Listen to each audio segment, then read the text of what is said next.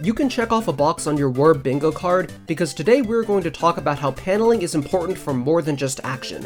One Piece 1123 wrapped up the Egghead arc, and used the art to help make its points even when there weren't any punches being thrown.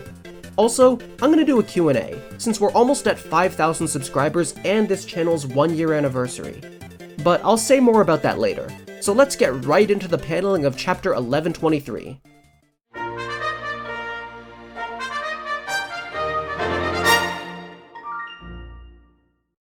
The chapter starts with some clever use of angles. After the blast of Conqueror's Haki, the Marines have been left a mess, disorderly and askew.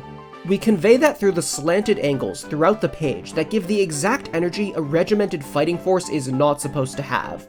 There's a clever little moment as we jump over to the giants. The eye moves up with the yard of the ship toward the giant in the crow's nest, then falls back down to Dory and Broggy, meaning that as that giant's voice carries down, the eye goes with it.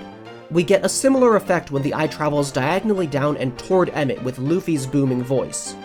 This moment below is my favorite bit of paneling in the chapter. If you want to think about it yourself, you can pause the video and figure out why.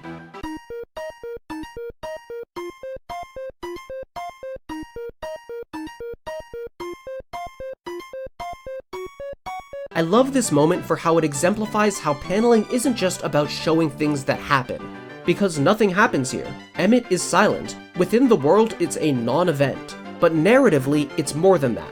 Luffy thanked the robot, which makes us expect a response. The wide shot with the blank background implies silence. It's a moment of, wait, is it gonna say anything?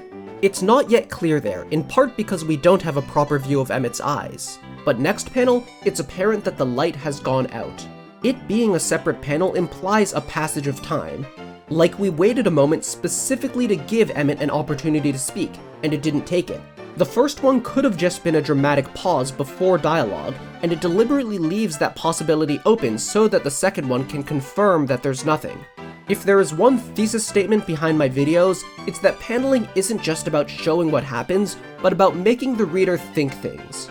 Even if it's just on a subconscious level. You probably weren't explicitly thinking, oh, is Emmett still alive, while your eyes were on that panel, but your mind, familiar with the pattern of dramatic pause before continued dialogue, recognized it as you read. Is it reading too much into it to say that Emmett's head aligns with the curve of a smile, meant to imply it died satisfied? You tell me in the comments. That was my favorite bit of paneling, but the next one is my favorite page. A lot of the tricks we usually see in action panels show up here, such as the expansion from small panels to large, that make a movement feel bigger. This works because the first two panels feel cramped. The borders cut off shapes that should extend further. It makes you want a larger shot for a more complete view, and a larger shot you get. The eye doesn't just travel left with the ships, but feels like it's moving outward. We get that effect because the lines are literally expanding with the sea, the lines of the ship, the sails, and the sound effects. This is complemented by the curved lines of the front of the ship, the stripes on the sails, and even the markings up on Egghead. The shapes of ripples or waves intuitively convey the idea of something getting larger. Together, all of this makes the left side of the panel feel bigger than the right, which matches how the crew is escaping one little island to go back out to the rest of the world. One little thing I like on this page is the shading on Vegapunk. The half-shadowing has the dual purpose of hiding his dead body and conveying how his motives are mysterious here as Sanji questions them. We see throughout the flashback how well Oda picks visuals to accompany more dialogue-driven panels. When the Vegapunks talk about the Mother Flame's energy being stolen, it's against a shot of the Mother Flame's facility. When they talk about their advanced technology, it's against the city. And when they question what death really means for them, it's against the big brain head. All of this is simple on the face of it, but it makes it flow smoother, and gives variety outside of just shots of the three of them talking.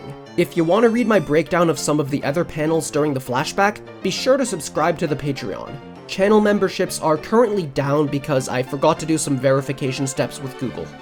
When Vegapunk talks about preparing for his own death, we get these harsh downward angles. I feel like these convey how he's literally going down, which makes for an interesting contrast to the final panel of the chapter, where Luffy and Usopp, the future king and the god, are lifted upward.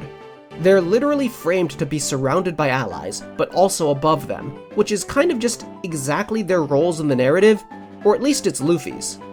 Anyway, I feel like doing a Q&A. The channel is about to reach 5,000 subscribers, so subscribe to make sure it gets up there so this Q&A actually happens.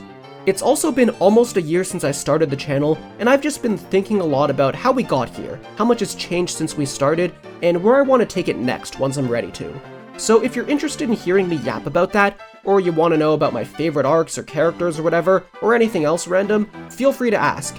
I'm putting up a community post for questions, but I'm pretty sure at least one person is gonna misunderstand and ask their question under this video, so I'll check here too. With that out of the way, you should like, comment anything you found interesting about the paneling of this chapter, and remember to floss your teeth.